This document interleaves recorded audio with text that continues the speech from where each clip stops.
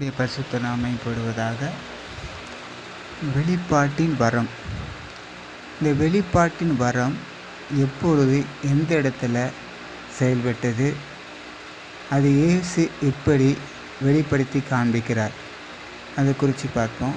வெளிப்பாட்டின் வரம் சில பேருக்கு தீர்க்க தரிசனம் வரம் இருக்கும், சில பேருக்கு ஆவிகளை பகுத்தறிவு வரம் இருக்கும்.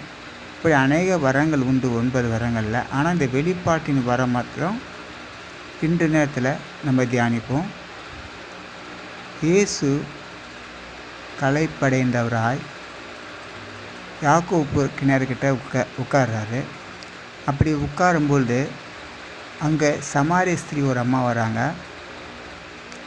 தண்ணி மொல்ல வரும்போது இயேசு தாகத்துக்கு தான்றாரு. இந்த அம்மா சொல்லணும், ஒன்று தரேன் என்னன்னா இல்லைன்னா இல்லைன்னு சொல்லணும். ஆனால் இந்த அம்மா ரெண்டுமே சொல்ல மாட்டாங்க.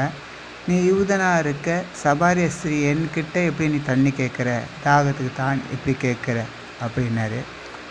அதுக்கு அவர் சொல்கிற பதில், உங்ககிட்ட யார் கேட்குறான்னு உனக்கே தெரிஞ்சால் நீயே அவர்கிட்ட கேட்டிருப்ப, அவரே உனக்கு தண்ணீரை கொடுத்துருப்பார் அப்படின்னு.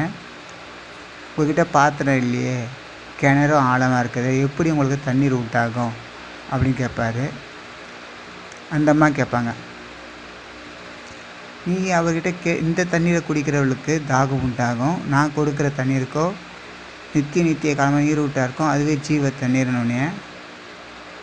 அப்பொழுது இந்த அம்மா கேட்பாங்க, எங்கள் பிதாக்கள் காட்டிலும் பெரியவரோ, எங்கள் யாக்கோப்போட பெரியவரோ அந்த ஒட்டகமும் அவர்களும் தண்ணி குடிச்சது அப்படின்னு அந்த அம்மா அந்த பழைய கதையை சொல்லுவாங்க.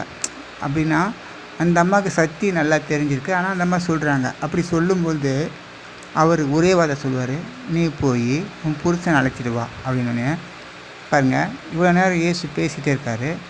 இப்போ அந்த அம்மா எனக்கு புருஷனே இல்லைன்னு சொன்ன உடனே இவர் சொல்லுவார், நீ சொன்னது உண்மை தான், இப்போது இருக்க உனக்கு புருஷன் இல்லை, ஏற்கனவே உனக்கு 5 புருஷங்க இருக்காங்க, நீ உள்ளபடி சொன்னாய் அப்படின்னோடனே, அப்போ நான் உங்களை தீர்க்கதரிசின்னு காண்கிறேன்னுவாங்க. இதை அதோட நிறுத்திக்குவோம். தீர்க்கதரிசின்னு என்று உன்னை காண்கிறேன்னுவாங்க.